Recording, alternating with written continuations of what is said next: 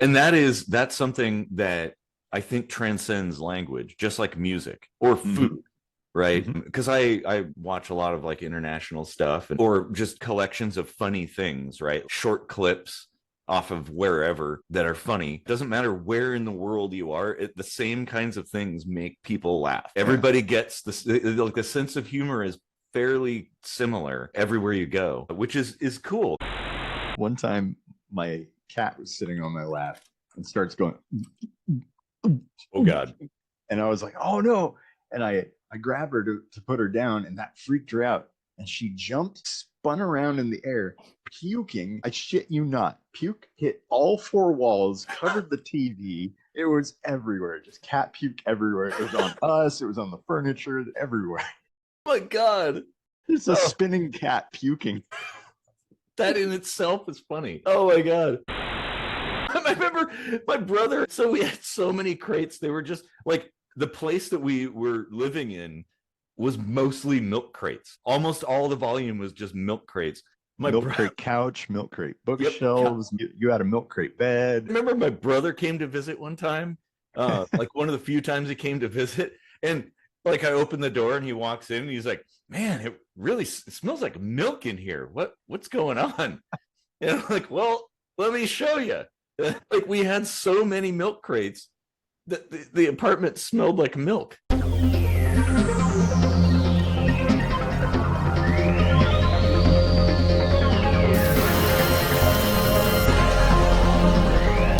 Enable program deep sea diving. Loading period crossing mark.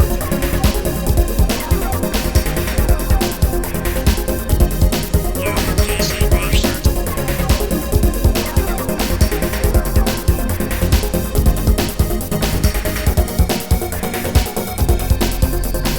Visualizing season 6 of Kitchen Sink Microscopy.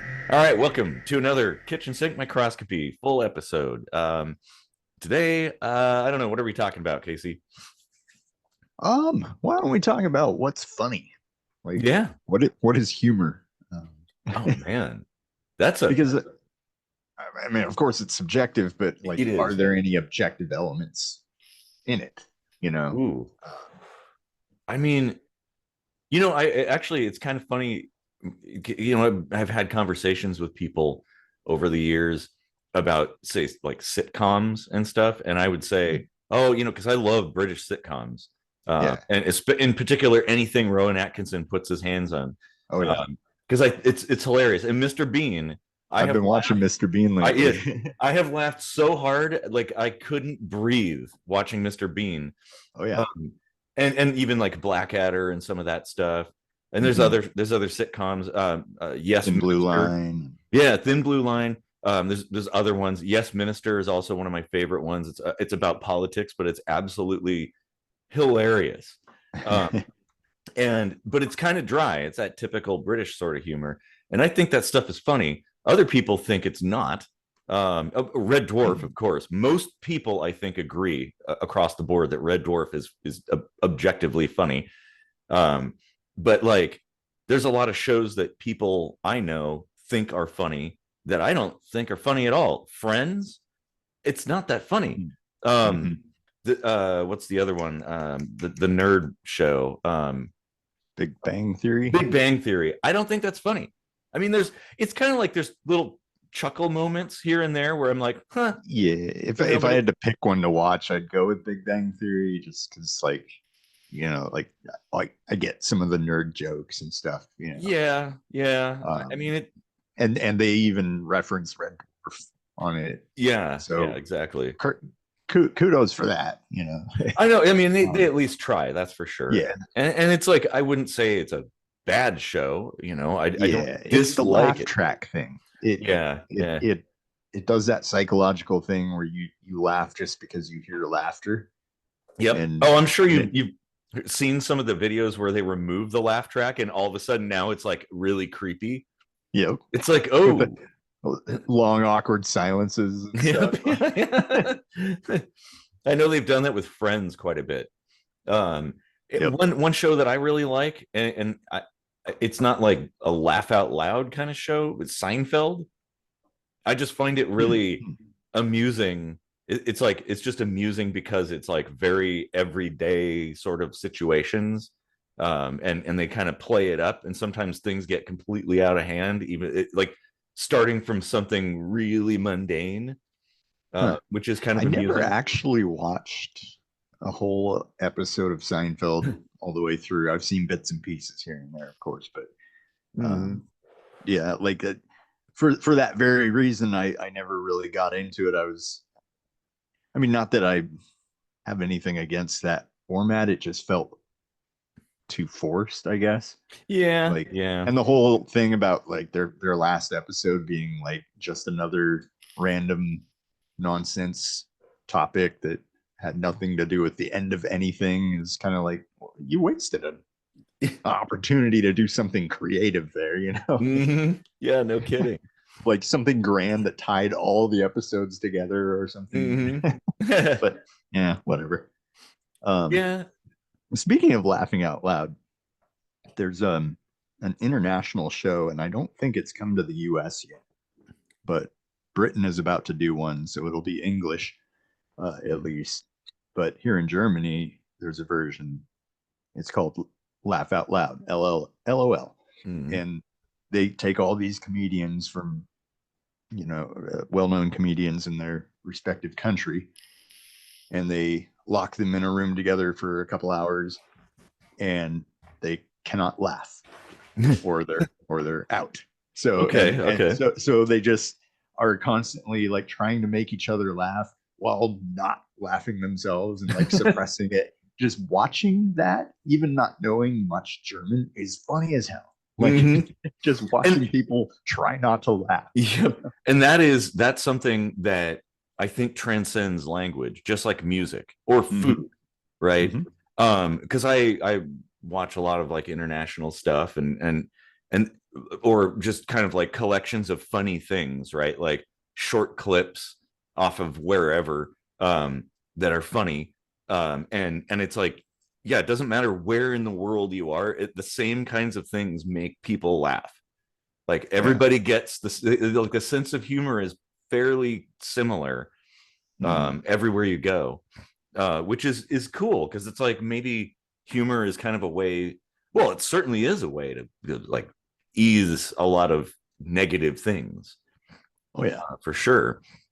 Well, I mean, that's a good segue into like things that people go around saying like, oh, that's not funny. You're not allowed to joke about that. You know, like cancer jokes.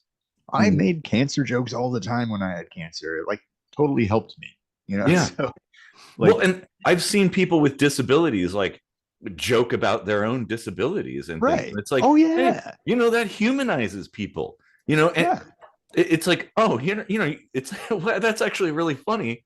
You know, self-deprecation essentially.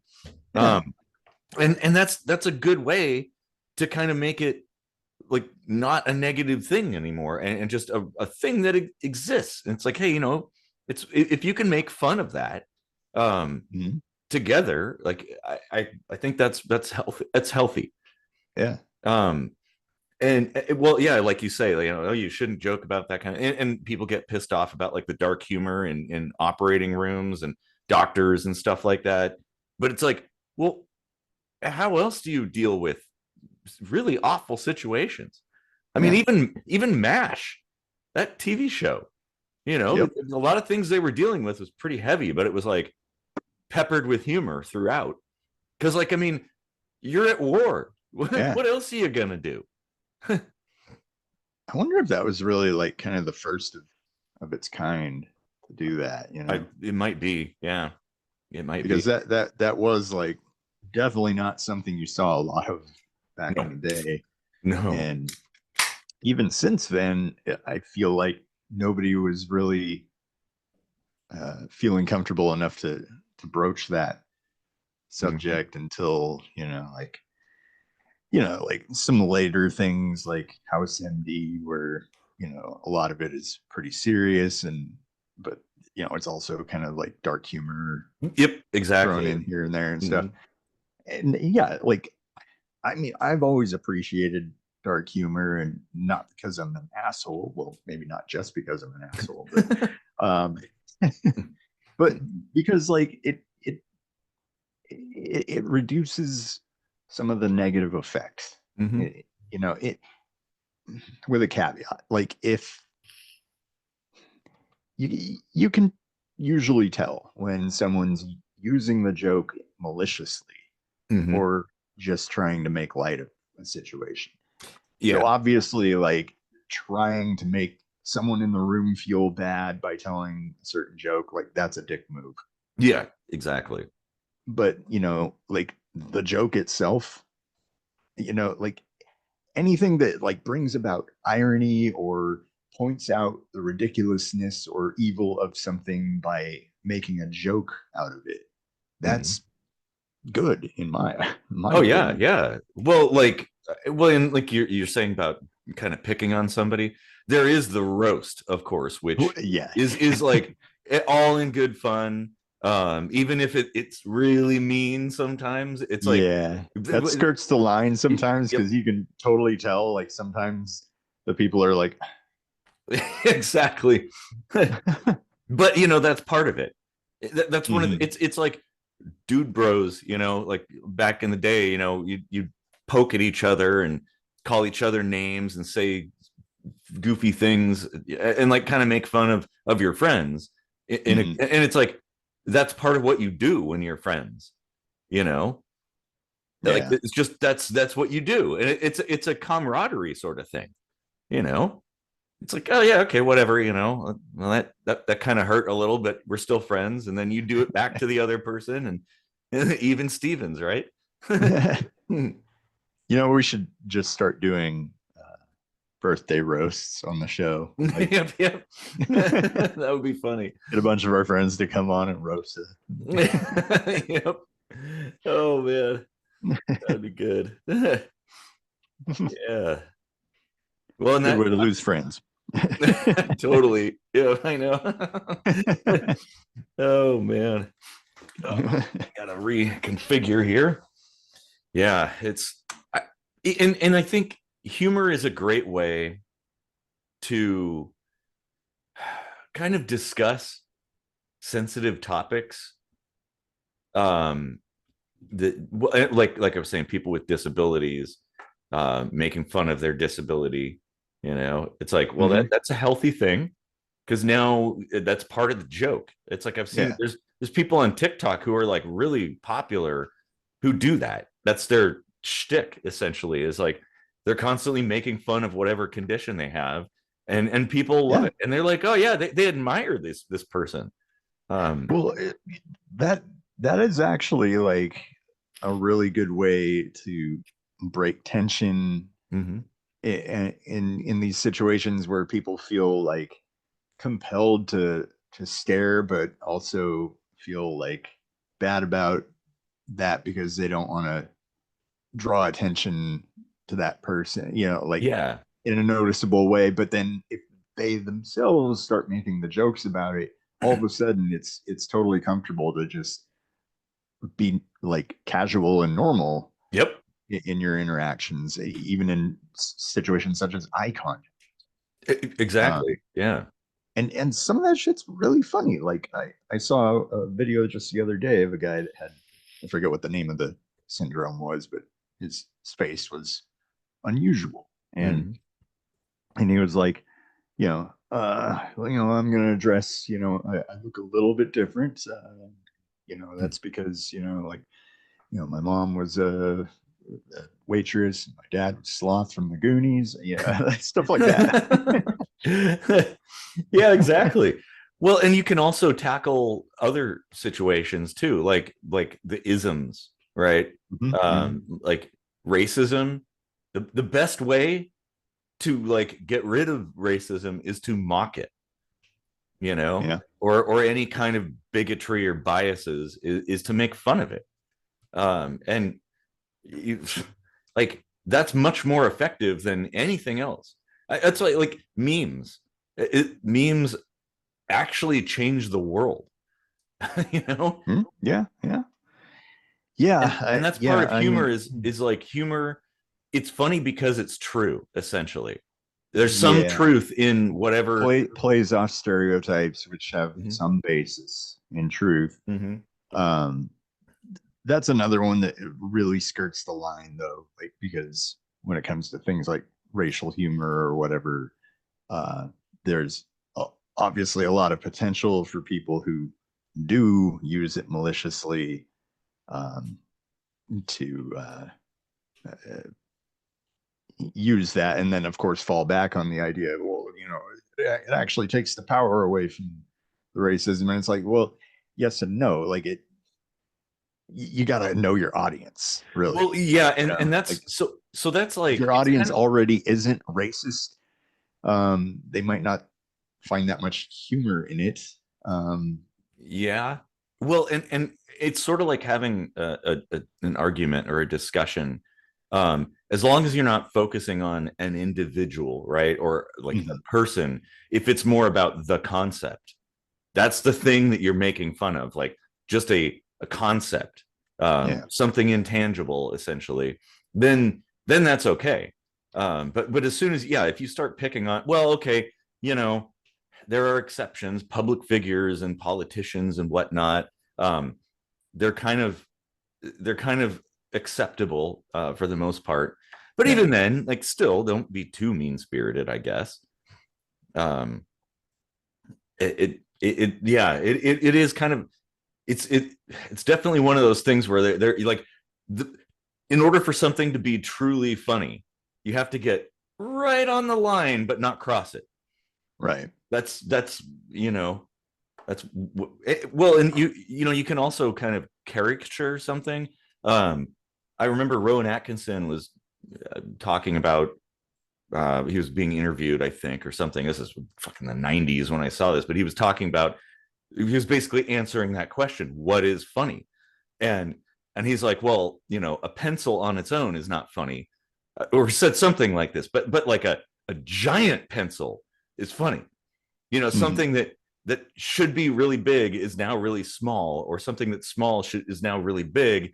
That's how you can play off of that for humor.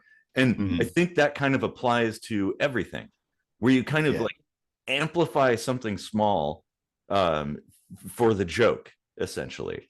I mean, that's what Mr. Bean was predicated on, because there was hardly any dialogue. Yeah. It was all these situations that he was doing in not the most straightforward way, and that made it funny, like. The beach one, I think, has to be the one. Oh my god, at the end, when like it turns out that guy on the beach is blind and is like walking away with the cane. Oh my god, me and my friend were watching that in his living room, and I remember we both like fell onto the floor laughing so hard. Well, for those who haven't seen it, Mr. Bean goes to the beach, goes to the trouble of walking down all these stairs, like 200 feet down from the parking lot, gets down there, and he's looking around. He's like, and he starts taking his clothes off so he can go swimming and put his bathing suit on. But then he notices there's a guy like sitting next to him on the beach, and he was like, and it tried to pass it off like he was just, reaching for a piece of gum or something. Yep. And the guy occasionally would like looking toward him. The guy would occasionally glance over and stuff. And he's got his shades on and stuff. And so Mr. Bean is just kind of like trying to really quietly and put his swimming suit on over his pants, and then proceed to take his pants off through the swimsuit, which is fucking hilarious and really impressive. Yeah. Yeah, and he goes then it to turns all out that... the guy's blind. He stands up with this little cane. And... Yeah. It's like he went to all that trouble for nothing. Yeah. And there were so many moments in that show that kind of worked in that way. And of course, a lot of things, it's like it played off of him being kind of ignorant. It's like he's an adult, but he's almost like a child. And like completely oblivious. Like, I think that he had a girlfriend, and she they were walking, and she pointed it down in this display case on the street, and in there were like some jewelry and stuff, but there was like a little picture of like a couple or something holding jewelry, And he's like, and then they walk away. And then so she, this is so funny though, because like in her mind, she's like, hey, you should propose to me. That's the indication. And in his mind, she wanted the picture. Yeah. And so like, it comes to the next day or next time or whatever. And like, he gives her the little box and she's like, oh, she gets all excited and she opens it up and you see this gold band and it's like, oh, she's like, oh, and she pulls it out and it's like a hook, like a screw into the wall hook. And he's like, and then like hands her the photograph, like to hang the photograph on the wall. Like, oh my God. See, that is funny. Yeah. Because the thing is, like, see, that's over the top, obviously, but we've all been there, like misinterpreting somebody's misunderstandings. Yeah. And it's like, oh man, and you totally feel for him. It's like, oh shit, oh yeah. Well, and then like another great thing is like having inside jokes. Yes. Like remember how many we had? We were like, shit, we should put these all down in a book, like so don't forget them all. I know. Because it's like that recalls memories, and sometimes the joke becomes more of the memory than whatever was happening around it. Yep. Like, how did we even come up with that? I know. Well, actually, it's almost like the Star Trek TNG episode Darmok.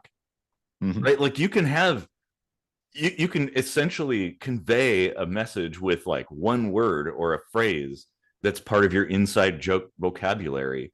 And not only that, but now it's like a secret language that nobody else knows, because the only way you would know is if you had experienced it. Like the sun, like only you and I know that, really. Except for the people we've told the story to, but it's still not the same to them. Because they didn't experience it. Or is that a cop? No, that's a Cadillac. See, that brings you back to that entire time. That whole experience right there is summed up. Like Superman. What was that? What was that? Yeah. Right now, people are like, I'm lost. Yeah, exactly. But everyone probably has that. Like with for sure, their friend or family or whatever, where something that only they know, and it feels kind of cool to have that little like meaningless secret thing that other people don't get and only they do. Yep. And that's the thing too. It's like those things, like our inside jokes, are still funny. Like when we bring them up, it recalls that like extremely humorous situation. Blackstrap Sunday. Oh God. God, I remember too that like, because for context, like we were delivering bundles of newspapers in the middle of the night, and that one particular day they had these really chintzy straps. There was like 2 different nylon straps. There was this really rugged, like interwoven yellow plastic strap that was like almost too hard to break and held newspaper really well. You could pick it up by the nylon strap and carry it around. But then there was these smooth black ones that were just like held together with like a little bit of glue. And you just like, they'd be like pop.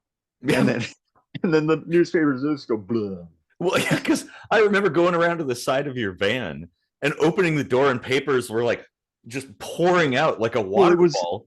Thanksgiving, so it was full of the Black Friday ads. Yep. And I remember all slick and glossy and slippery, and it was stacked fuller than a Sunday edition paper. So there was like 4 newspapers to a bundle, and the bundle was like this big. So they were like fucking dictionaries, full of these slippery things and black straps. And then, of course, you turn a corner and you hear pop, pop, pop, pop, pop.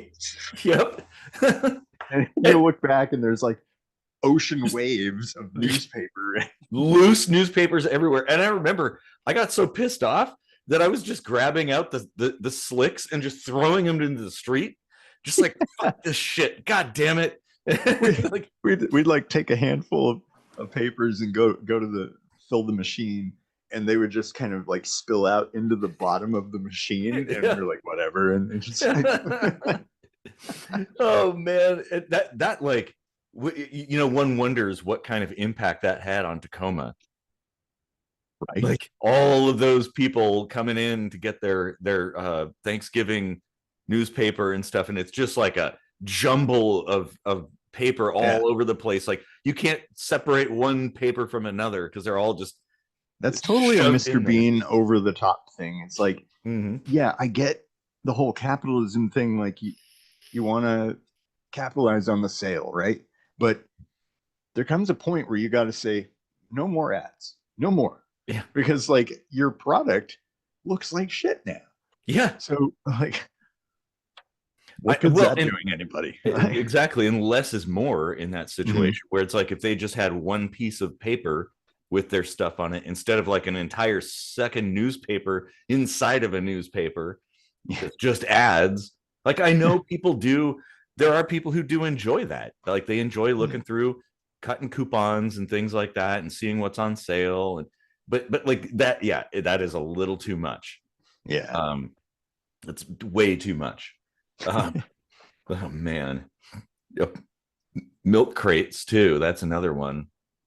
Like how we single-handedly changed the price of milk in Tacoma.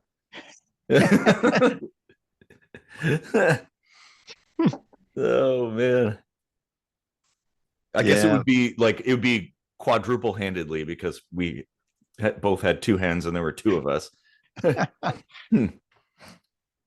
that was we got pretty good at that. Yeah, we had an entire system on how to swipe milk crates. I mean, it was like down to a science too. It was like some military operation. Like we were given like hand signals and we didn't even have to say a word.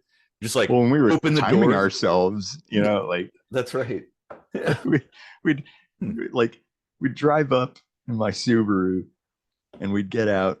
We'd each like leave our doors open the back doors on the way around, pop the trunk, and then go up, lay the crates in such a way that you could grab the handles of 3 of them in each hand. Yep. And then carry 6-pack with you. And just like 20 seconds, we'd be gone with like 12 milk crates. Exactly. Yeah.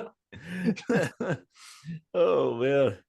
And that was like a hobby for us. It was like a thing that we did on the regular, just like we're bored. Oh no, wait, we even had a map. I remember that. We had a map with dots on it showing where the stockpiles of milk crates were that we could, you know, who had the most crates and stuff. And then we had that thing, like, how do we stack up? And we had pictures of like the world wonders and like really tall things like Space Needle and the Sphinx and the Great Pyramid in Giza. Yeah. And, what did we surpass? Was it the pyramid? I think at the end, we were up to like 400 or 500 feet if we were to stack all the crates on top of each other. Crazy. I remember my brother. So we had so many crates. They were just like the place that we were living in was mostly milk crates. That was like almost all the volume was just milk crates. And my milk crate couch, milk crate bookshelves. You had a milk crate bed. I did. Yeah, and you had a liquor cabinet made of milk crates. And my whole bedroom wall was milk crates. That's right. Yeah, but I remember my brother came to visit one time. Like one of the few times he came to visit, and like I opened the door and he walks in and he's like, "Man, it really smells like milk in here. What's going on?" And I'm like, "Well, let me show you." Like we had so many milk crates that the apartment smelled like milk. Could smell like worse things, I suppose. This is true. This is definitely true. Well, at least it smelled like fresh milk, I guess. I never noticed because, like, you know, you get used to it. Right. Hmm. Hmm. Yeah, you can't get away with stuff like that anymore with cameras everywhere. I know. But we managed to do it without ever getting caught. Nope.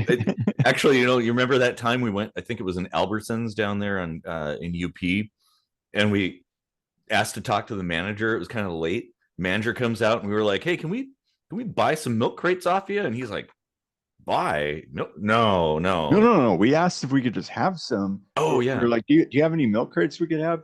I don't know if I could sell them to you. Oh yeah, that's right. But then I think we were all like, our consciences got to us. We were like, why don't we ask nicely if we can have the crates? Yeah.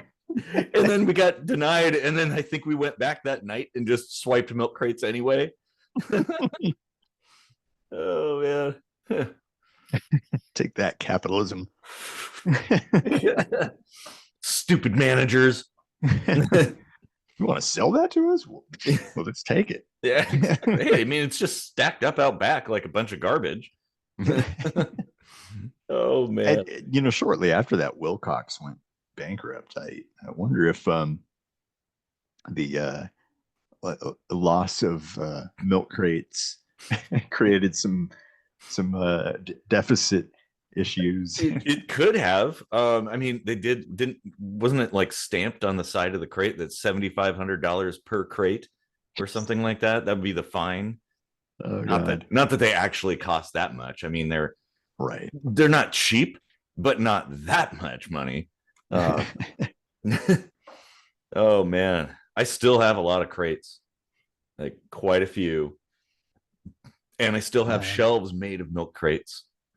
Now that I'm here in Germany, I don't have any. Do they have milk crates in Germany?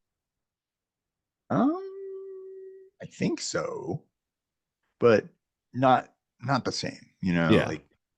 Like the United States milk crates are mostly regulated, so they're easily stackable. They line up, like the little grid patterns line up nicely for zip tying them together for stability. They really make good furniture for the broke college students out there that need furniture. Well, they did actually change the dimensions at some point in time. They made them slightly smaller because it used to be that a milk crate could hold vinyl records. So people were using them to store their records. So what the companies did was they're like, oh, let's make them a little tinier, just small enough that you can't fit a record in there. I noticed that because I remember seeing and hearing way back in the day, like we're talking like early 80s and stuff, friends had vinyl records in milk crates. And so once we had all those milk crates, I was like, oh, I'm going to put some records in there. And I'm like, no, they don't fit. It's just a tiny bit too small. So I think they went out of their way to change that so people wouldn't steal them for that purpose. But then we found 100 purposes. Yeah. Well, it was funny how we also had like categories, and we were keeping track of the number by category too, because there were the larger ones that were steel reinforced. And yep. Those were really nice for, when you needed something sturdy. And then of course there was the small square ones, but then there was that one like medium-sized one we found. It had a little door on it. You remember that? Yep, I still have that one, the orange one. Yeah, and I think we actually got 2 of those, and that fit into one of the large milk crates too. So it was like a little locker that you could have. Yeah. Oh, and we had milk crate computers. Yes. Oh, we even put a sink in. Like, remember that sink? I don't remember. Did we get that from University of Puget Sound's little like electronics junk pile? Maybe. But there was a tiny sink that perfectly fit inside of one of the regular standard sized milk crates. And it's like, yep, we even have a sink in there. Foreshadowing. If we still had that sink, man, that would be like our mascot. I know. Yeah, I'd totally make it work, but I'd make it so it's like, just recirculates the same water around all the time. You turn it on, and it's just like constantly running. I might still have that sink. God, I can't remember. Maybe it was something we left up in the attic though when we moved out of there. Yeah, and I think I left it when I moved out too. Yeah. Well, that was another hilarious thing. Like, speaking of just humor that randomly appears out of nowhere, like you and I became roommates and moved into this place, and then at one point, Nikki moved in with us, who recently passed away, and then you guys kind of started dating. So I, being the third wheel, I went and moved out, and then you guys split up or something, and you moved out, and she stayed there and with her boyfriend for a long time. And then when they broke up, I happened to be divorcing my wife at the time, and so she moved out and I moved back into the place. So like there was always like one of the three of us there for like a huge span of time. Well, and not only that, you moved out and she moved back in again. Yeah. Really? Yeah. Oh yeah. What? She lived there 2 times, just like you did.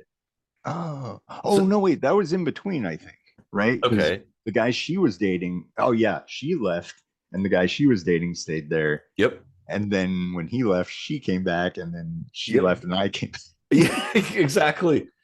I mean, so there was like this connection. This chicken. There was a connection that lasted well over a decade, I think.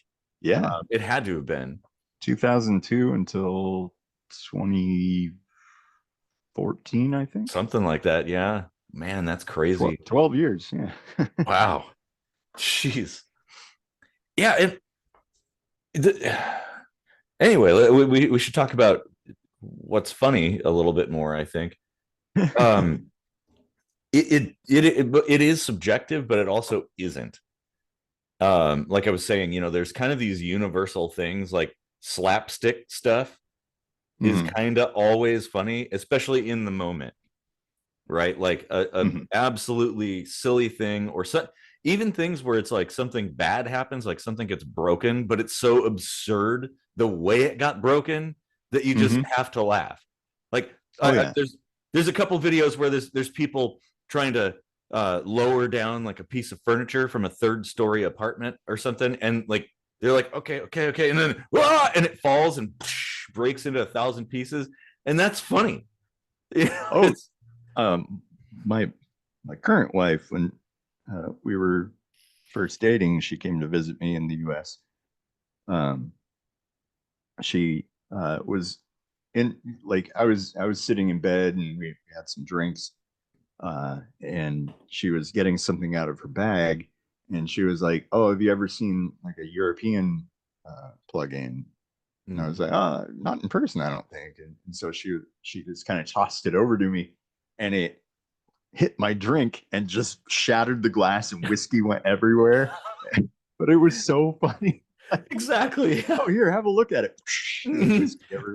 Okay, so I have two other things. The first is a family road trip, going all the way from Washington State to Louisiana to visit family. So, you stop at various places and get some stuff. I think we got McDonald's somewhere. So my mom got a McDonald's drink, and it was sitting in the cup holder in the van. And I remember it, it sat there for a while. So it was like, at that point we were kind of in the Arizona area or something. It was really hot. So like moisture was building up on the side of the container, and, it's a cardboard container. So my mom goes to pick up the drink, and I'm sitting in the back, and I'm looking forward, and I see my mom reach to pick it up, regular everyday thing. But she picks it up, and the second it's lifted, the bottom was all soggy, like it was all soggy, and just went, and like soda, the whole entire thing just spilled onto the console, and I started busting up laughing. And my mom's like, "That's not funny. Oh my God, it's ruining everything." And I'm like just laughing so hard I can't even contain myself, because it was just, it's the mechanics of that, like it's just so funny, because it's almost like a cartoon. you know, when the cartoon character runs off the side of a cliff and then they realize they're off the cliff, they're like, uh-oh, and then they fall. It's kind of like that. When bad shit happens, if there's nothing you can really do about it, like it was going to happen no matter what, and it happened, can't change it. Like, why not laugh? You know, like, yeah, if there was something that was like so like out of this world that happened, why not just laugh at that? Because that is funny. Like, there's objective humor in it. Well, like my brother had a similar situation in his Prelude, which did not have cup holders. He had like a soda and was driving and went over a bump, and of course the bump bounced the soda off. Like, he just kind of had it sitting there on like the center console, that, you know, resting somewhere, and the soda went flying up, and he said that like it almost turned into slow motion. He's like, no, and it starts spinning and just flinging soda, and he's trying to grab it and he can't. It's like, well, like, okay, that's fucking hilarious, man. Well, similar to that, one time my cat was sitting on my lap and starts going, oh God. And I was like, oh no. And I grabbed her to put her down, and that freaked her out. And she jumped, spun around in the air, puking. I shit you not. Puke hit all four walls, covered the TV. It was everywhere. Just cat puke everywhere. It was on us. It was on the furniture. Everywhere. Oh my God. There's a spinning cat puking. That in itself is funny. Oh my God. So another one that, like, you see, talking about like other things that you would otherwise think are bad, but are in fact absolutely hilarious. So back when I worked for this company that did like industrial robotics and materials handling stuff, building things and installing things and repairing things, the REI distribution center in Sumner, we like completely overhauled all of their conveyor systems.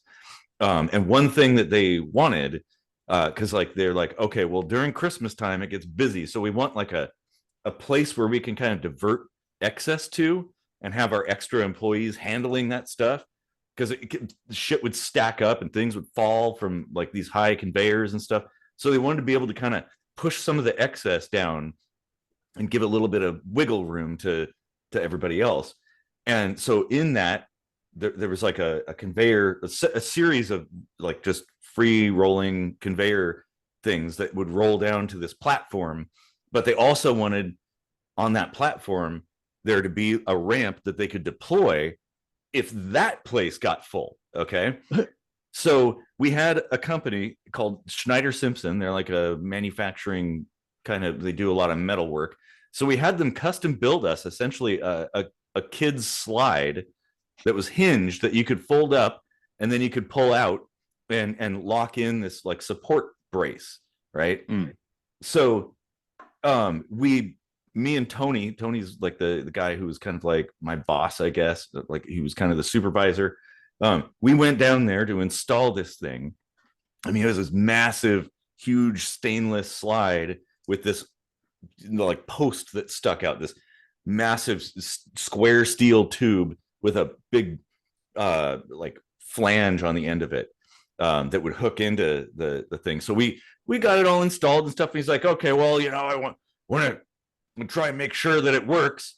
So he pulls it out and like sets it up and like, okay, that's fine. And then he goes to pull it back, and the support brace pops out from its little holder, swings down and whacks him squarely in the nuts, and he dropped like a sack of rocks. He's like, oh, and he's because what it was like, I witnessed that this thing like swing down and just crunch his nuts, and he's on the ground like rolling around like, oh God, my balls, and I'm just laughing so hard, and he's like, that's not funny, and I'm like, no, it is funny, dude. He was like, this thing was designed to be a ball breaker. Like, so we actually had them redesign it to have two legs side by side that was wider than a person, so if it did come down, it wouldn't hit somebody twice the balls. Exactly. You had two people standing side by side trying this. Like, But it was like so funny because it was almost like the engineers that put that together did that on purpose. You know, like, yeah, we're gonna get these guys. Just wait until they try to unhook this thing. Well, okay. in a similar vein, something kind of funny that wasn't so funny in the moment. I went to California one time on a vacation and visited. I think it was called Black Beach.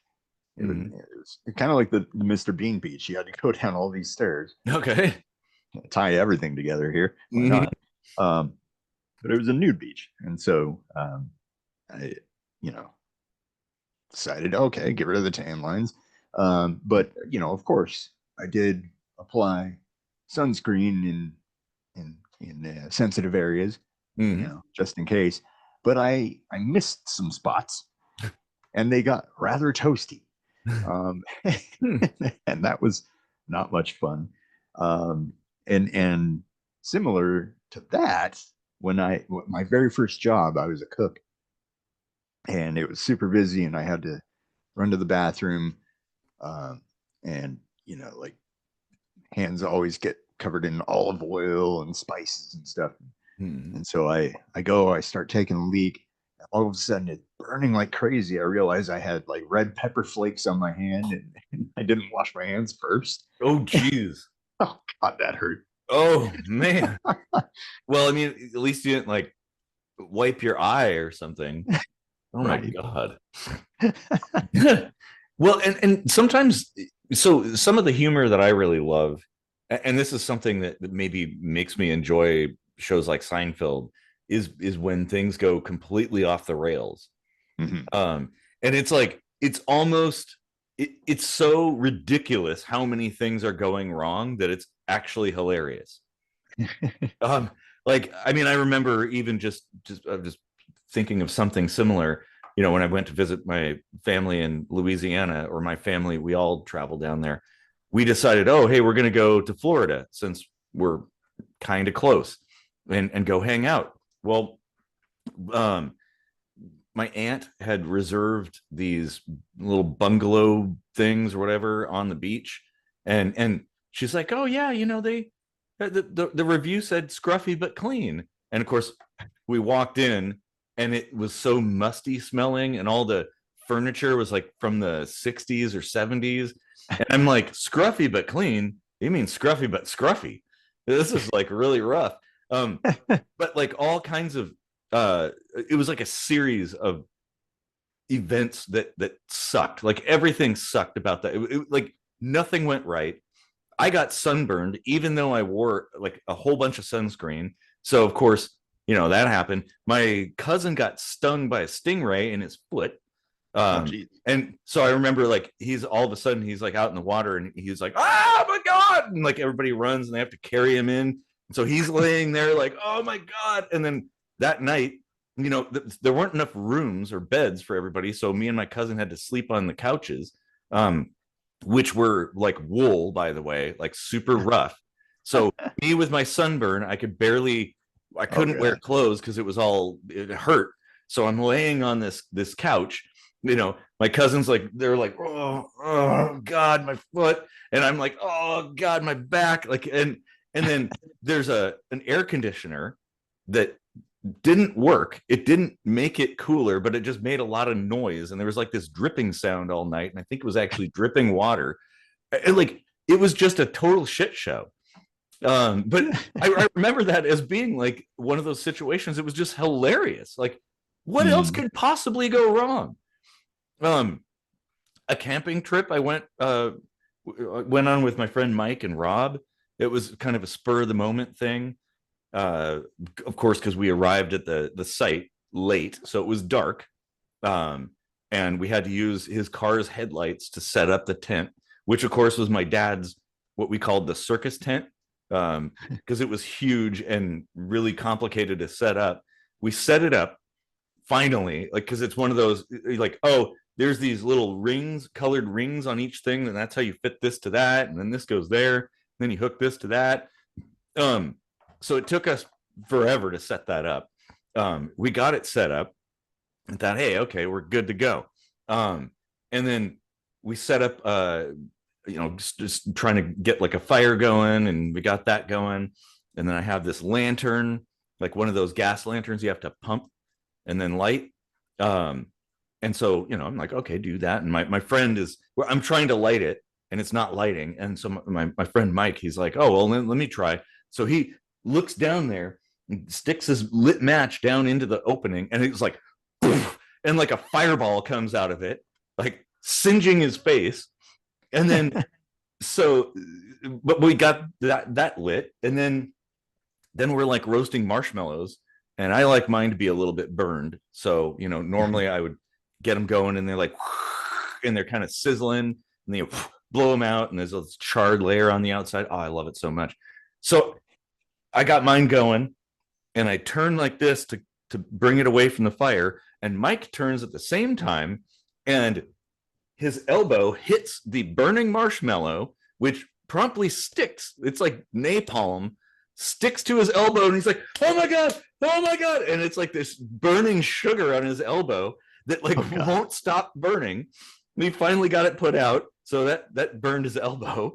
And then, we're like, okay, we'll pack it in for the night, and we pack it in, and we're sleeping, and then it starts raining. And I wake up and I can hear this like hardcore rain coming down and stuff. I'm like, okay, no big deal, until I realize there must be some holes in the tent because water is coming in. I roll over, and there's like this massive puddle. Okay. And of course, the only paper towels that we had was a small like half roll that was sitting in that puddle. So it's like there's no way to dry anything. I mean, we're getting soaked and stuff, and like trying to move around to stay away. And I remember waking up in the morning, and there was like a little pond in one corner where it was a little bit lower, but it was like that was a complete shit show.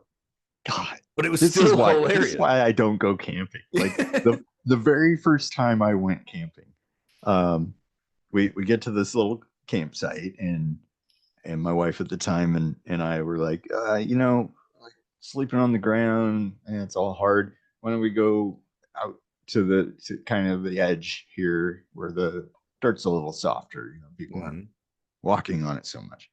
And so we set up the tent there in the softer dirt, and that seemed all fine. Fell asleep, and then I wake up out of a deep sleep, thinking I'm in the Blair Witch Project, because there's this like whoosh, whoosh, whoosh, on the bottom of the tent, just like that one scene where all the little kids were like scratching on the tent.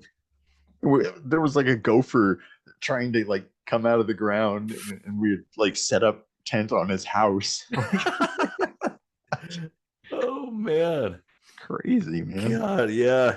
Camping is never like straightforward. Honestly, they make it look easy on TV and YouTube and stuff, but it's not. Like, speaking of another, well, I wouldn't say it's necessarily funny, but like another one of those kind of like, well, everything is going wrong sort of trips that still ended up being fun. Me and a bunch of friends, including my friend Rob from the previous camping trip, we decided to go camping at Rife Lake. It was actually a really fun trip, even though like everything that could go wrong did go wrong. Like, for one, we neglected to consider the idea that it's like the 4th of July. So the place was completely full. Every campsite was completely occupied. So what we did was we put our cars kind of in a little like circle to block this intersection of a road that wandered off into like some kind of logging road or something, because it's a private sort of thing, a lake with there's a lot of logging that happens there, but they have this campground, and so we blocked that off. But like it lots of shit went wrong. Somebody almost caught on fire. Rob was trying to take a picture of the sunset on the lake, and he was standing on a rock, and the rock moved, and his kneecap like popped out, and his leg went backwards, and he fell into the water.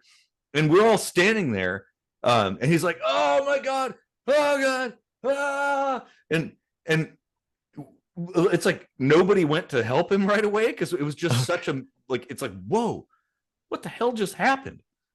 Like, I saw a dude's leg go backwards, like the wrong way. It was like, so then we hoisted them up there, and he spent the rest of the trip like drinking whiskey and popping aspirin or something like that. And I ended up having to drive his car back, and like That's a good combo. Yeah, whiskey and aspirin, right? Oh, man.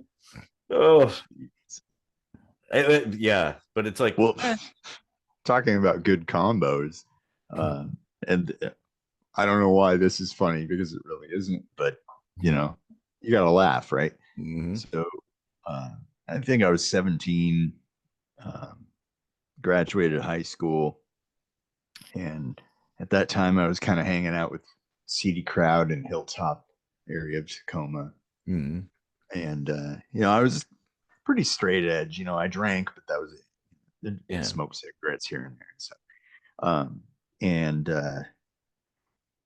The guys I were hanging out with sold meth. Mm-hmm. And they were every now and then they were like, "Hey, you want to try some?" And they're like, "Okay, cool." You know, they seem to respect it, right? Yeah. Until they didn't.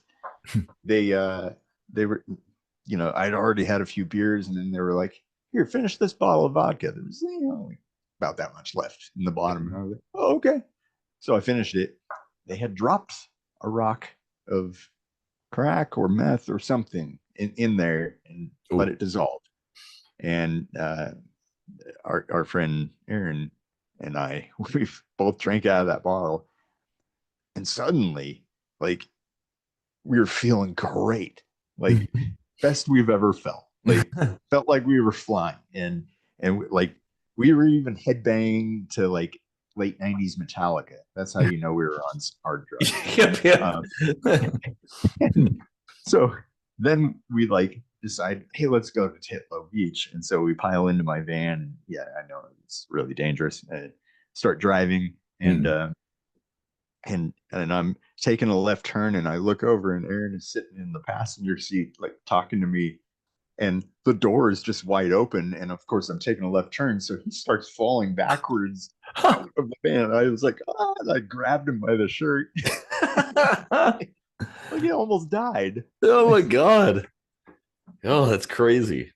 Wow. I'm just glad I didn't know until a few days later that was meth, because like that would have been really easy to get hooked on. Yeah. Yeah. Instead, I almost stabbed the guy that did it. But I mean, who wouldn't, right? Yeah. Well, yeah. People. That's pretty fucked up. It is. Yeah. It absolutely. Especially when you have repeatedly said, "No, I'm not interested in that." Right. And they're like, "Well, we're gonna give it to you anyway." Yeah. That's bullshit. Man. Yeah. It. I mean, humor. I want, you know, it's now that I'm thinking about it, I wonder if other living creatures perceive humor. Oh, like, is it just humans? I think like apes and you know, other primates within kind of, you know, our local galactic area do appreciate humor. I remember there was a, you know, because I watched these like short clip collection videos, and there was one where like a magician did like a card trick at like a zoo, and I think there's like a monkey or something standing there, and he makes like the card disappear, and the monkey's like, huh, huh, gets like so like mind blown. It's like So when I was a kid, had a cat. It'd be indoor, outdoor, and this particular time we left it outdoors when we went somewhere, and we came home, and it was dark, and it was raining, and our cat came up to the side of the car to wait for us to get out. I get out of the back of the car, and my mom was in the passenger seat up front, and she gets out and slipped or something and fell in the grass, and my cat started going. I was like, that can't be anything other than a laugh. It is. Yeah, exactly. And dogs for sure comprehend humor. Mhm. Yeah.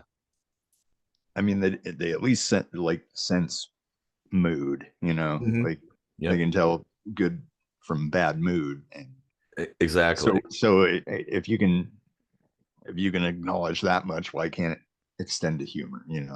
Yeah, true. It's just I don't know that there's like a specific definition of what is humor.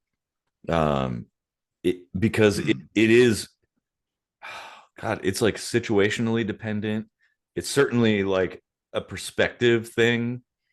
Although I think there's a lot of things that are kind of universally funny. Well, it's timing also. It is timing. Yes. It could be funny now, but 5 minutes later, maybe the window passed, or or vice versa, where it wasn't funny in the moment, but you think back to it and Yep. you're like, ah, that was fucking hilarious. Yeah.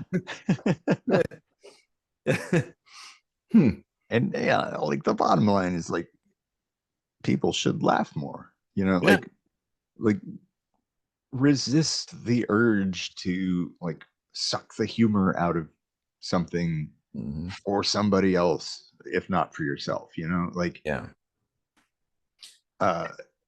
If somebody like isn't having some enjoyment out of a joke, and there's nobody in the room that could be offended by it, and you find it offensive, even if it is like about you, just keep that to yourself. Like, you don't have to laugh, but you can't be like, well, you're not allowed to laugh. Well, why? Like, exactly. Well, we shouldn't take life too seriously too.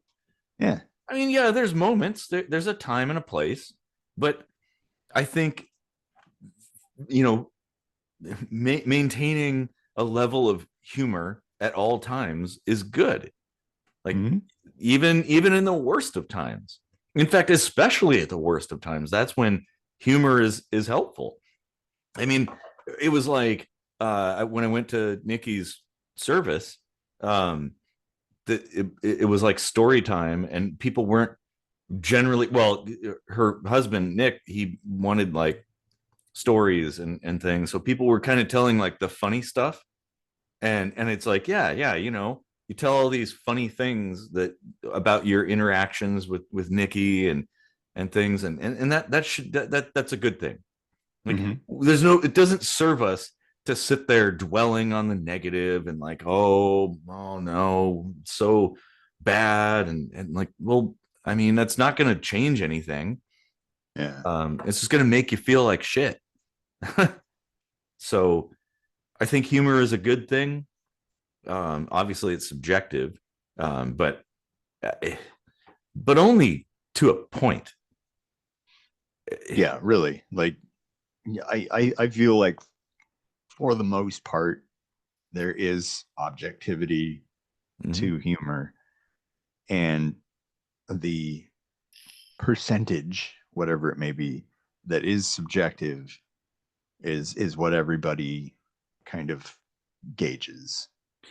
Yeah, and I think the subjective side has more to do with personal life experiences and knowledge, because maybe certain jokes don't land because you don't really understand why it's funny, right, or something like that.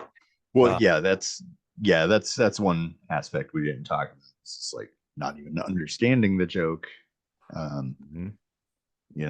Like, but I mean, that's different, like, if I don't understand rocket science, like, my opinion on it wouldn't have much weight either. Yeah. So if you don't understand the joke, your opinion that it's not funny really doesn't carry any weight. Like, you just didn't get it. you know? Yeah, and that's fine. That's okay. Yeah. Yeah. Yeah, man. But what is it about explaining a joke that makes it no longer funny?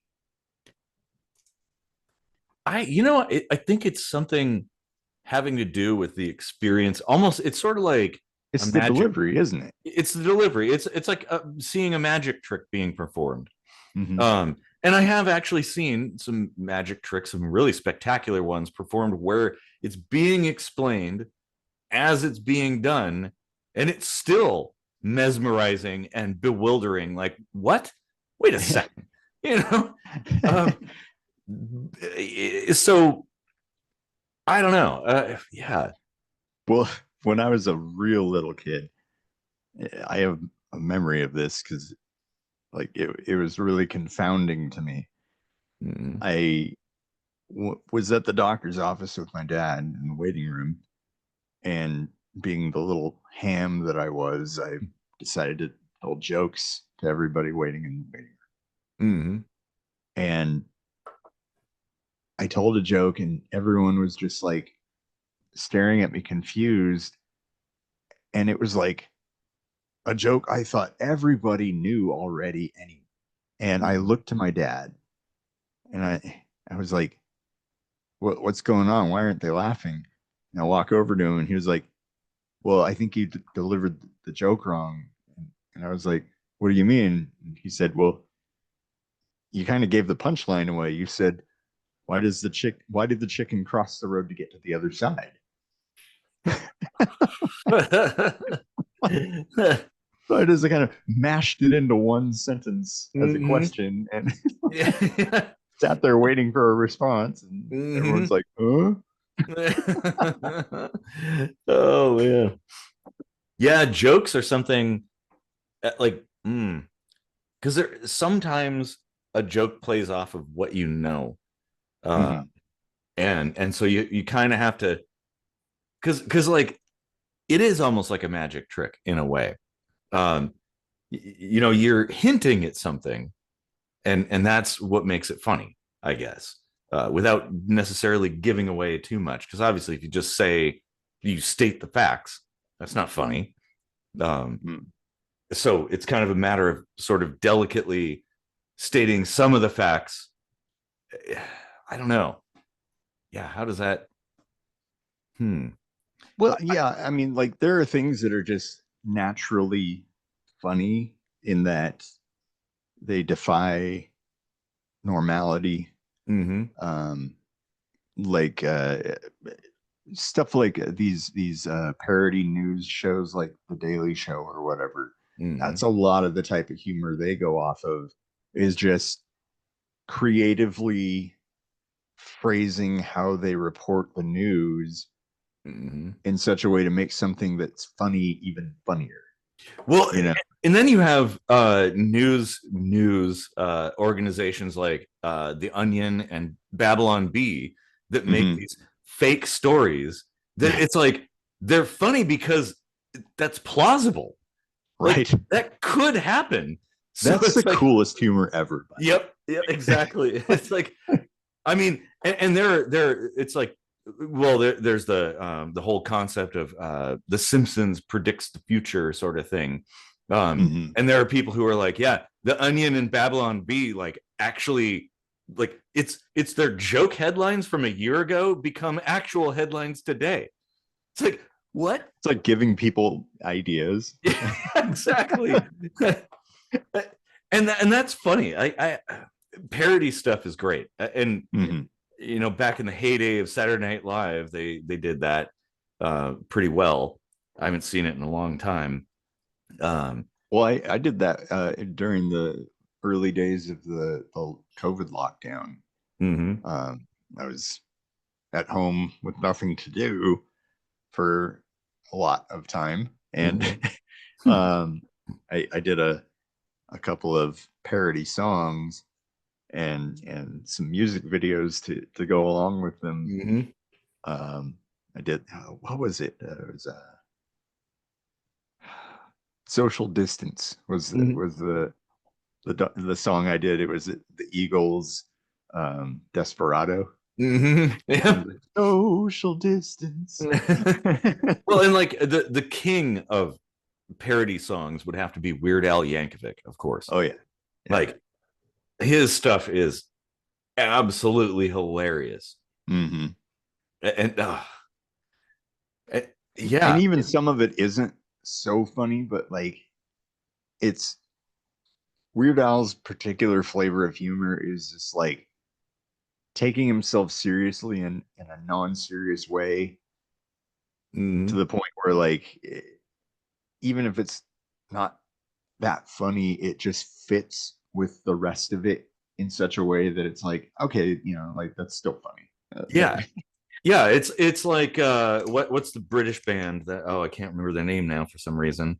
Oh my god. Uh they do like parody songs, kind of. Oh my god. Well, it'll come to me in a minute. But they do kind of the same thing. Like, and so what makes it funny is how seriously they did a documentary, right? Ours Go to 11. What was the name of that band? Oh, Spinal Tap. Spinal Tap. Yeah. Yeah. Yeah. Like a lot of their songs are goofy and silly and stuff, but they're actually good songs to begin with. Yeah. And it what makes it funny is how like serious they appear to take themselves when you know they're not. They're just goofing around, and it's like that's funny. I remember what I got like I forget how for free I got one of those little Alexa things. And first time I used it, I was like, well, play some music or something. And a good song came on, and I was like, put the volume to 20 or something. And Alexa was like, I can only go between 1 and 10. And I was a smart ass. So I was like, Alexa, turn it up to 11. And it just starts blaring for laugh. That's funny. Oh yeah. So little things like that too. Easter eggs. Yep. Are funny. Like just pulling a well-known joke out of thin air and applying it to some other situation. Yeah. Oh man. God. There's a lot of layers to humor. There is. Actually, since you said it, I'm gonna say it and like fuck everybody up who's listening who has one of these. Alexa, play Spinal Tap's Break Like the Wind.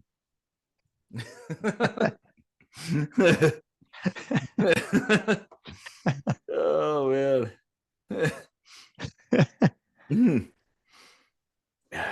Such good stuff. You know, and there's another kind of humor that isn't knee slapping, haha kind of humor, but I guess I would classify it as like Calvin and Hobbes or Garfield humor, where it's funny, but just kind of inside you're like, that's funny.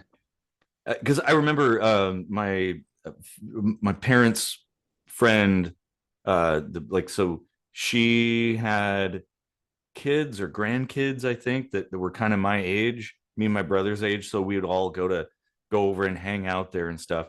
And so she got us a bunch of Calvin and Hobbes books and handed them out. And we were sitting there at the table. There were like 5 of us just sitting at a table, flipping through Calvin and Hobbes. And so she leaves for like an hour or whatever and cleans the house or does something. And she comes back and she's like, why aren't you guys laughing? Like, well, because we're not, you know, we kept on reading. It's like, hey, there's some funny stuff in here. It's amusing, but it isn't like, you know, you don't just like, ha, ha, ha, you know. The thing with those serialized like comic strips is they had to churn something out every day of the week. Yeah. You know, like trying to be knee slapping funny every day. You know, you're gonna miss every now and then, but like, sure, you know, like when you also have like a you know, kind of constructed a little universe, you know, there can be something contextually funny within that universe. Yeah. you know, that's not necessarily like totally laugh out loud funny, but like because you're a fan of the strip, you're like, oh yeah. Like, Mhm. Calvin always does that shit. Like he's always Spaceman Spiff or whatever. I know it. Well, and actually, there's a good example of that would be in Mr. Bean, that Mhm. three-wheeled car that he'd always run off the road every time. Yep. Like that was kind of funny, and it's like, but that's Or all. Red Dwarf, where Crichton's like, it's a great plan with just two minor drawbacks. But Exactly. it would be a little different each time. Like Mhm. sometimes there were two different drawbacks, and sometimes it was the exact same drawback, but it was so important you thought you should say it twice. Yeah, yeah, exactly. Oh man, yeah, like repetition can be part of humor to a point. Like obviously, you don't want to keep like You want to overdo it. yeah, it's gonna wear out itself over with too many repetitions. But the occasional like repeating joke can be pretty funny. Yeah. Oh man. Oh, Jesus. Yeah, and music, even music that wasn't intended to be funny, can make a situation funny. You know, like there was a meeting at work in the laboratory, and we're all waiting for the toxicology guy, and they get on the phone and call his office, and he was like, "Oh, sorry, I totally spaced out. I forgot. I'll be there in 2 minutes." And I was all like, "Ground control to Russell," you know, like, and I got a laugh, you know, like just, you know, turn the situation into a popular, what's the word I'm looking for? I don't know. I almost polished off a liter of beer. So. Oh yeah, it's a lot. Now everything's funny, right?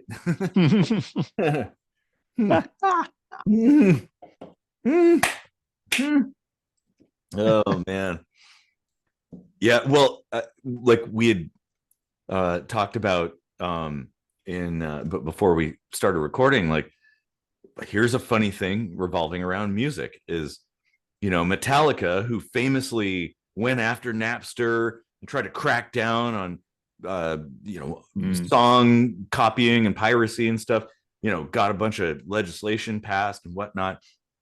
When they did like a live performance on Twitch, I think it was Twitch, and because of their own actions, like Twitch detected copyrighted music and replaced it with some kind of like dance tune.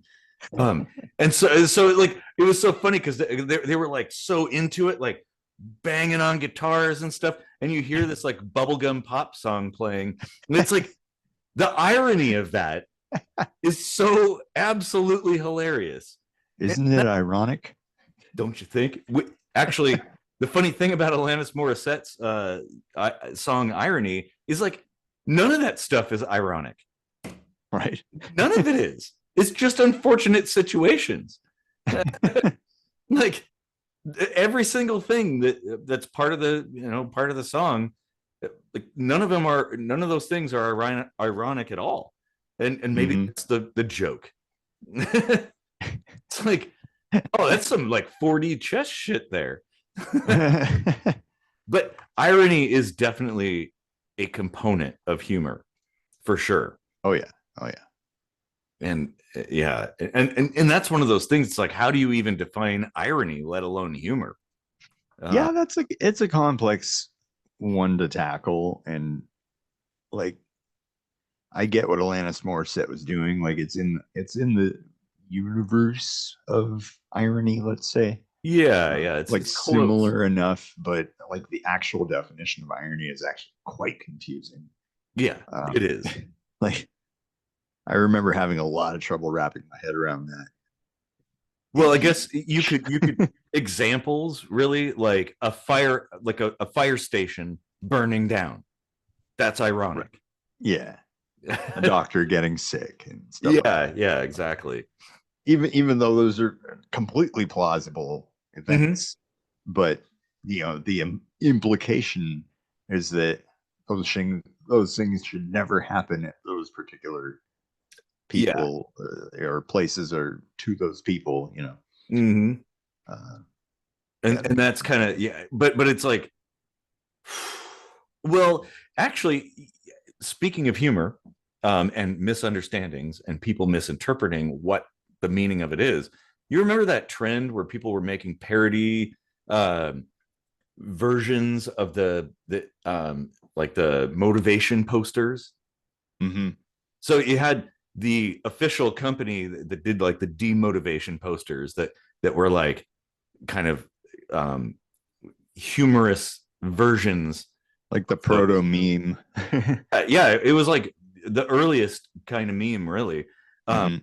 And then everybody would try to do their own, but they would just like put whatever text down, and it's like, well, that doesn't have the same feel, because Yeah. the point of the demotivation posters, what like the official ones, was to kind of mock the motivational posters in a way that's sort of like corporate, kind of thing. And you saw a lot of the fan made ones didn't land. They were not funny. They were not ironic. It was just like, oh, there's a photo of something and it just has some text in there, like in an ironic way. I think that's kind of how the meme culture was born, because people thought they were being funny just by having a picture with a big black border around it and some big white letters saying Yeah. something.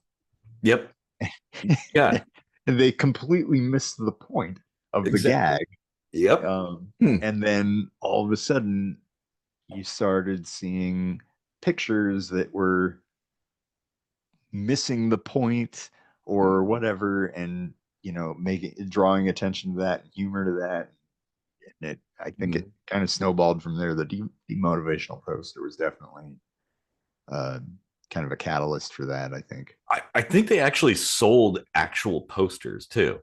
Yeah, I seem to remember that. Yeah. Which would be it would be really funny to get one of those, put it in a frame, and put it on the wall somewhere in your place of work. Because they don't pay attention to any of that shit. So they'd be like, oh yeah, that's motivational, right? Because it was the what made it funny, and this is the how you do memes, how you do irony, is that it had a photograph that looked on the surface to be motivational, and a statement that by itself might possibly be motivational, but together there's no way that you could interpret it as a motivational thing. I remember one that just had like a nice high res picture of some nice green grass. It said the tallest blade of grass is the first to be mowed. Yeah.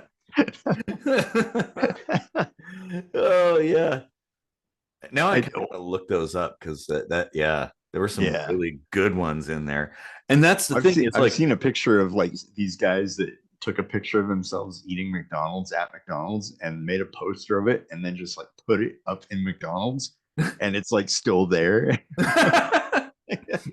Oh man. Oh, that's funny. There, and that's where it's like, actually irony and humor are intertwined, and they're certainly similar in that there's really, the only way you can define them is through example. You obviously there's the dictionary definition, but like, well, it doesn't really make sense. Like, you have to give examples of things for it to really like, oh yeah, that makes sense, I get it now. We didn't even talk about pranks. Oh dude, yeah. Like, okay, you remember that time we had the business right on Proctor Street, and you came into work, and all of a sudden you would hear this little beep, and you'd be like, where's that coming from? But it was all like random, and it would just like come out of nowhere. It was really high pitched. Yeah. I had bought this little circuit chip with a speaker and a button, It was called the Annoyatron. Yep. You just turn it on, and it would just randomly send out this high pitched frequency, and I hit it up in the ceiling. Yep. I think I did ultimately find it. Yeah. Yeah. Pranks. Now, see, that's another one that does tie into humor, like, and how far across the line do you want to go? Like, Right. how close to that edge? Because certain pranks can be really bad. Yeah. Like, it's like, okay, well, that's not very nice. But then there's pranks that are absolutely hilarious. Yep. You know, a good example of again, how do you define this? A bad prank is like this group of TikTokers or YouTubers or whatever. They went into a store and found this kid and his dad and said, "Oh, we're with Mr. Beast. You get like a shopping spree. So fill the shopping cart and it'll be all covered." And then they just ran away laughing. And of course, the kid has a disability, and he loved Mr. Beast, so it really hit him hard. And the good thing is that the positive of that was that he was on the news. The community and the store where that happened heard about that, and they're like, "Yeah, no, we'll give you your shopping spree." So he actually got that for real. Wow. So, there can be good things that come out of it, but, lighthearted pranks are fine. The little kind of like, oh man, that's a bit annoying, but doesn't really impact anything. When Randy and I were kids, we liked to do the prank phone call thing. And this was in the time when you could do like the *67, *69, like little phone hacks and stuff. So you could kind of mask your number, and caller ID was just coming out. So we were doing that and just randomly picking names out of the phone book or something. I forget. Well, anyway, this I called up this one guy, and this like old black guy answers the phone, and I just started. I think I said, "Hey, my name's Dave. Like, do you remember me from high school?" He was like, "Yeah, Dave, how you been?" And I was like, "Oh shit, I actually knew a Dave." I didn't really know what to do, and I was just like, "Hey, do you want to like meet at Harbor Lights tonight at 7?" He was like, "Yeah, I'll be there." And I was like, "Oh shit." Why did I do that? Like, I don't know. I had a similar about that. Like, thinking about this old guy like waiting at Harbor Lights all alone. Oh god. I fucking catfished him. Yeah.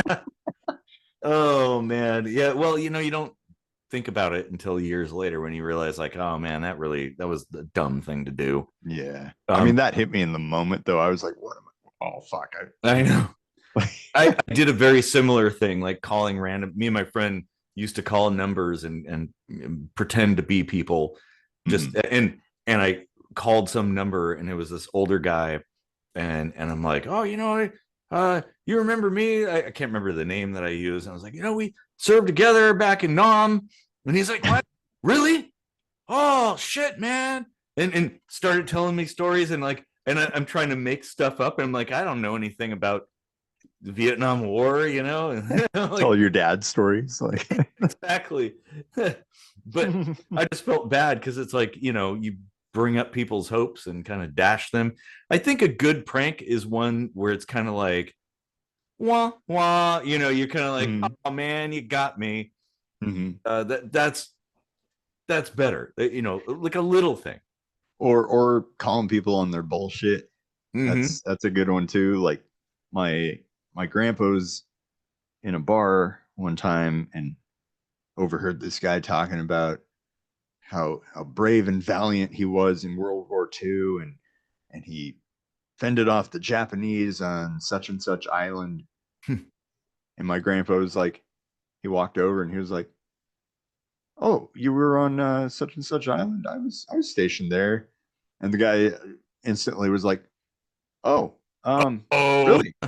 And he was like, "Yeah, like what year was that?" And he He just totally changed tune. He was like, oh, like trying to change the subject and stuff. And then he kind of like sufficiently made the guy feel uncomfortable and walked back and sat down. My dad was like, what was that about?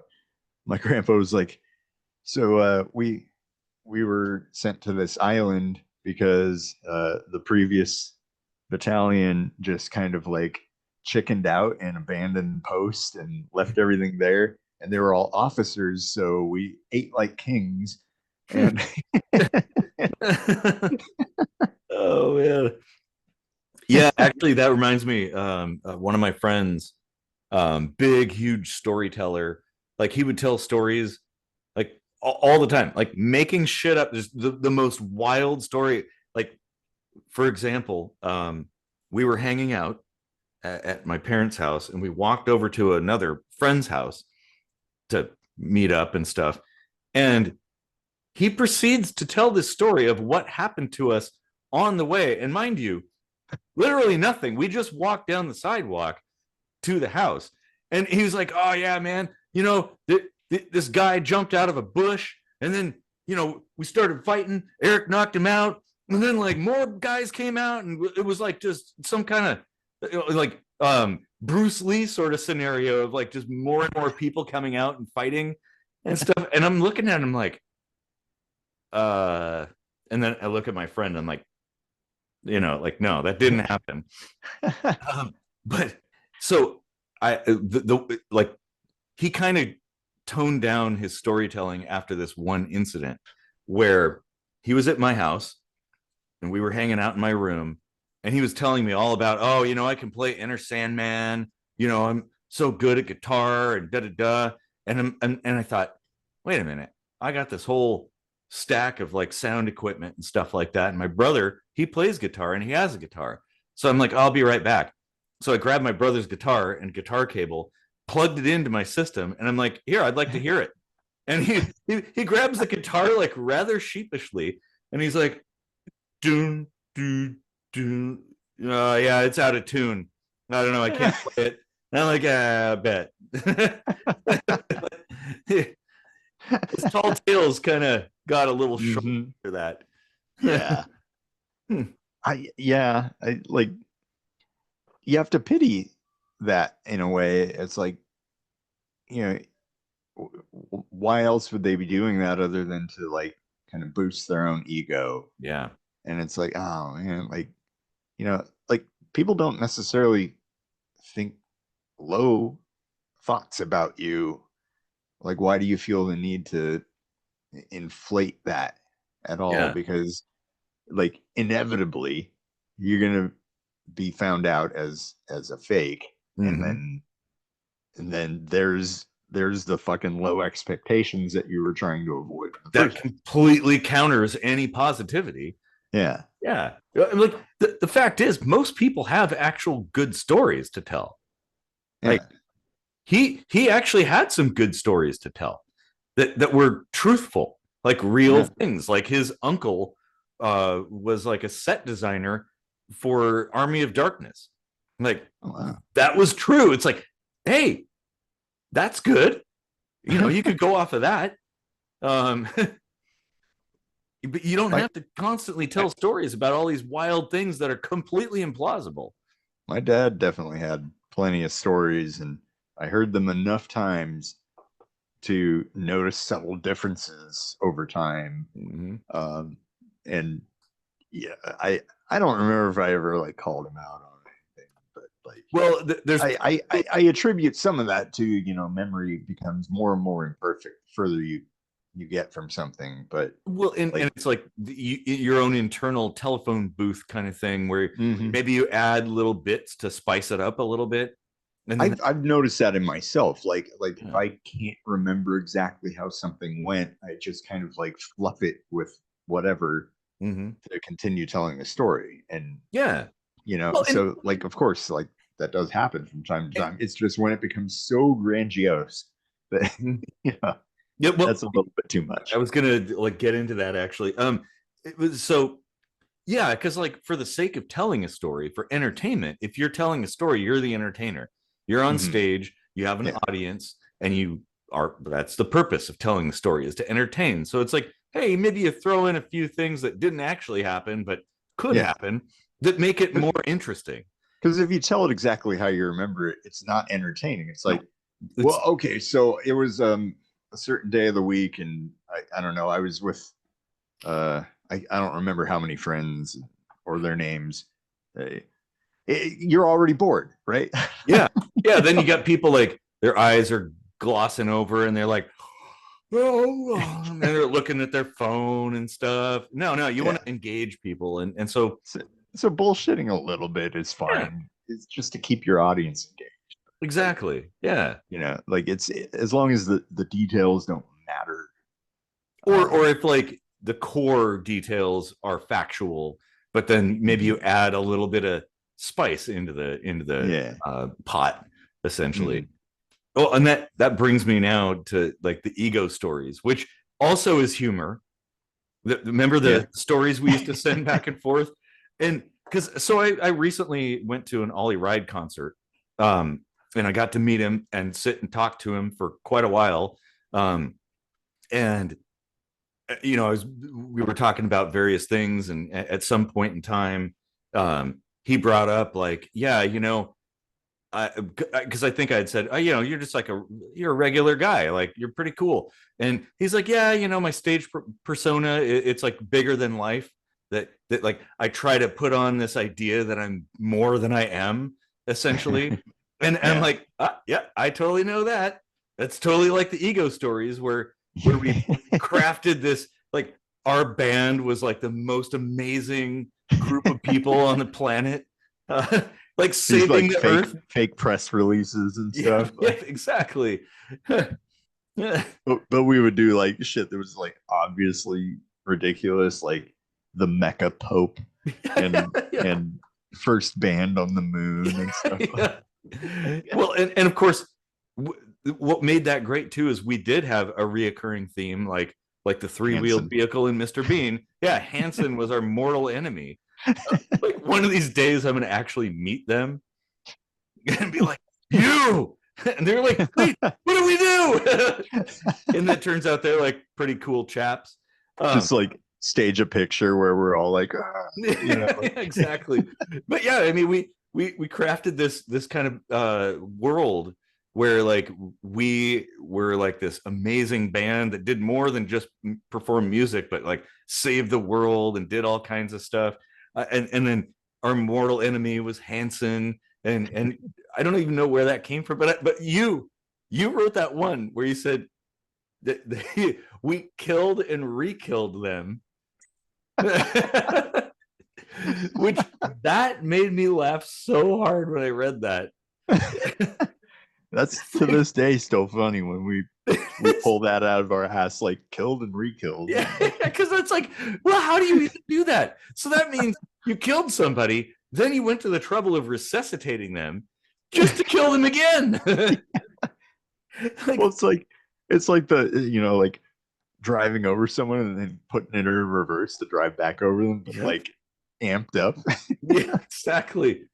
Oh, actually, that reminds me. Remember that time when we were running the business, when I was teaching you how to program video games and stuff, and you made that bicycle game where you like run over bicyclists, and then I took that and I was like, hey, that's a good idea.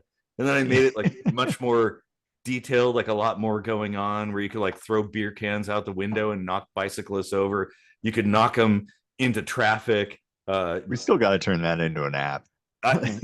Yes, I mean, I have all the files, but it was hilarious. I think I was actually planning on making like multiple stages. So you're the driver going through knocking over bicyclists and running them over, and the cool thing was when you drive over a knocked over bicyclist, there'd be bloody tire tracks, and you'd knock them into things and they'd like flip and like and like I loved how like you could just like pull up next to them all slow and then honk the horn, and then they'd be all like, and they'd be like, ah! and lose and then fall over. I actually, so I had planned on having multiple stages, like the next being you're an ambulance driver trying to like get to all the bicyclists, but also like crashing into shit at the same time. And then in one stage, you're a bicyclist getting your revenge.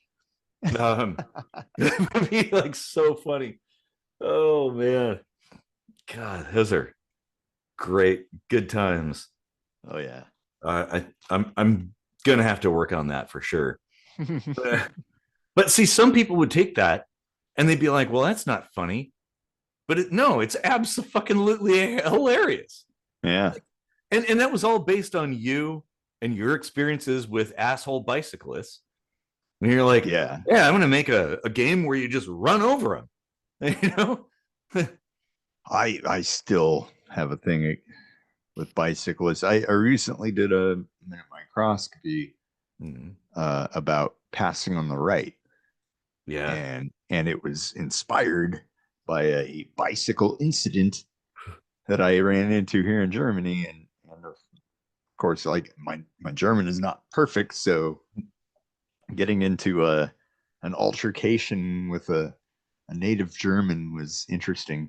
But well, the only thing you need to learn in another country is like yes, no, couple basic phrases, and then all the cuss words.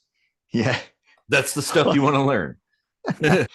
Well, so the one thing I like that they do here, at least in my little corner of Germany, is that sidewalks have slightly different looking bricks for the bicycles.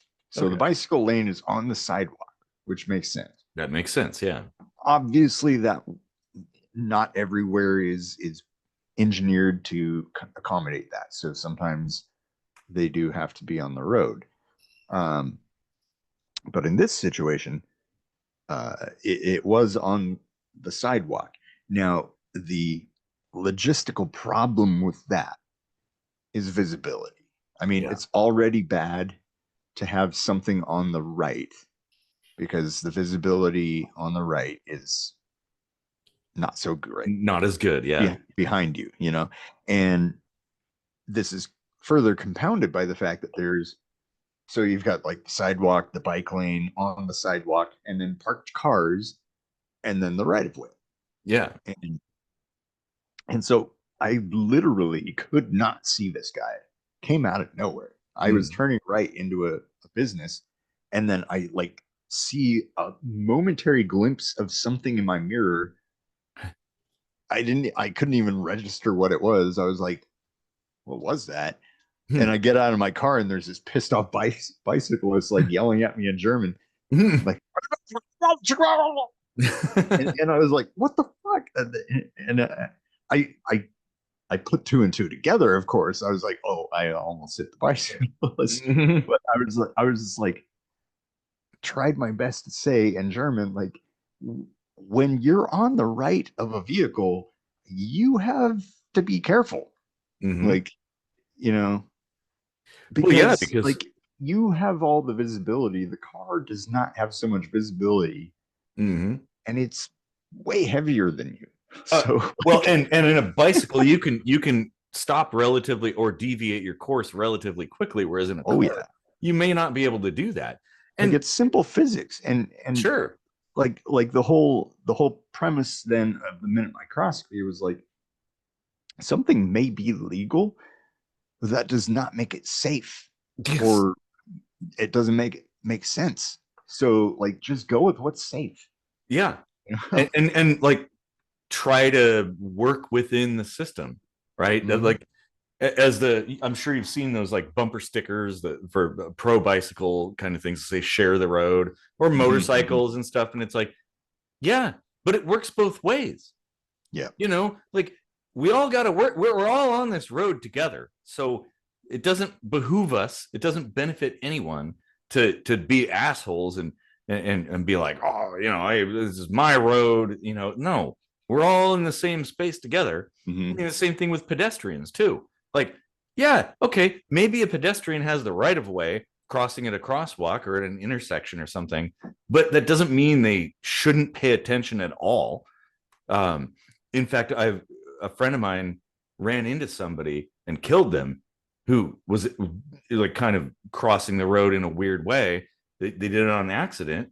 And I mean, that happens a lot. And like they were not charged for that because it was like, well, it was an accident. You know, this person crossing the road just stepped out right in front of them and whack. You know, it's like, damn, you know, if you just looked, that's what I was taught, you know, look both ways before you cross. Right.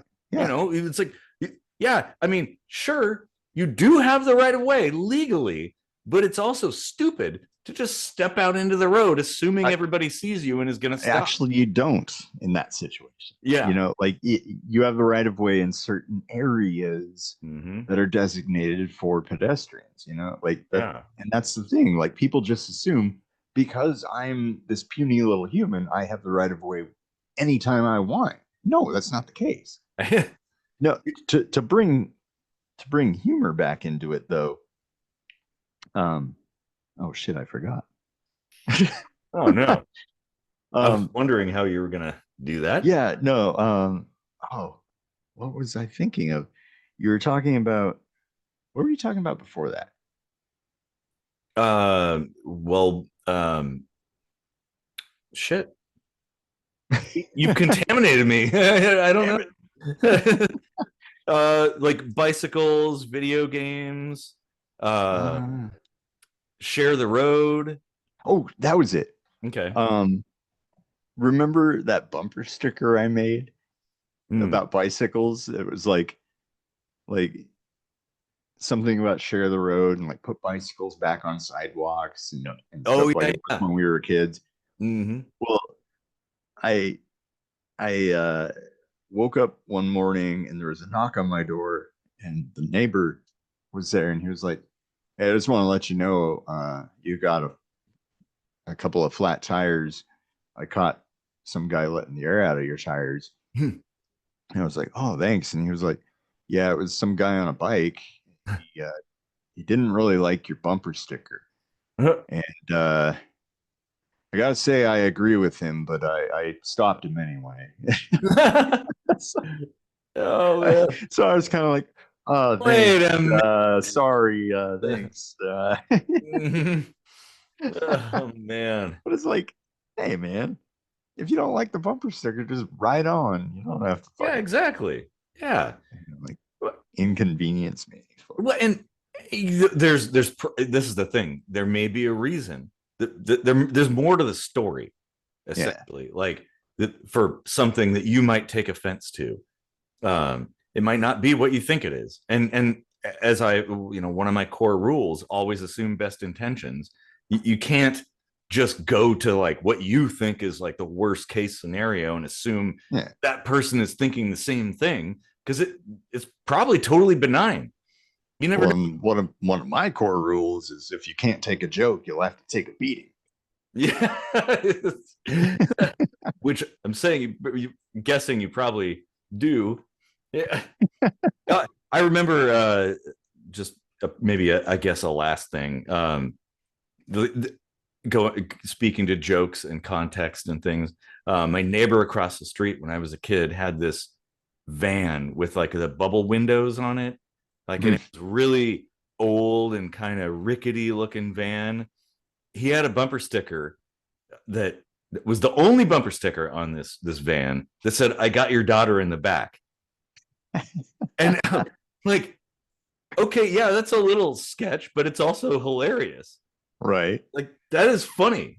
Well, you remember my van, right? Like I had quite a few stickers on there, but one of them on the back said "fuck this world." And I was parked in the parking lot of the community college and I was coming back from class and there was a guy like walking his little 3-year-old son or something like right ahead of me, and I'm getting closer, like I'm walking faster than they are. I'm getting closer, and as they're passing my van, the little 3-year-old looks up and says, "Fuck this world." The dad was like, "What the? That's whose van is it?" And I just kept walking. Yep. Waited for him to go away. And then come back. So I it's like, wasn't in any rush. yeah. Don't want to have to get into an altercation with somebody. Yeah. Dodge that. Mhm. So you could have been, if you really wanted to be funny, you could have like just walked right up to your van, unlocked the door, opened the door, turned back and look at the kid and be like, yep, good on you, kid. Yeah. Considering that kid now is probably like a pissed off mid-20s progressive. I probably should have been like, remember that lesson, kid. Fuck Yeah. this kid. You know. Yep. Oh man. Or maybe I did turn him into a left-wing progressive, You never know. Yeah. radicalized. This whole butterfly effect thing. Yeah. Oh man. Well, I guess that's enough time for we're like an hour and a quarter in, so And I have this much beer in my bladder right now. yeah. I am surprised you have not peed yourself, which by the way would be absolutely hilarious. Oh, maybe I did.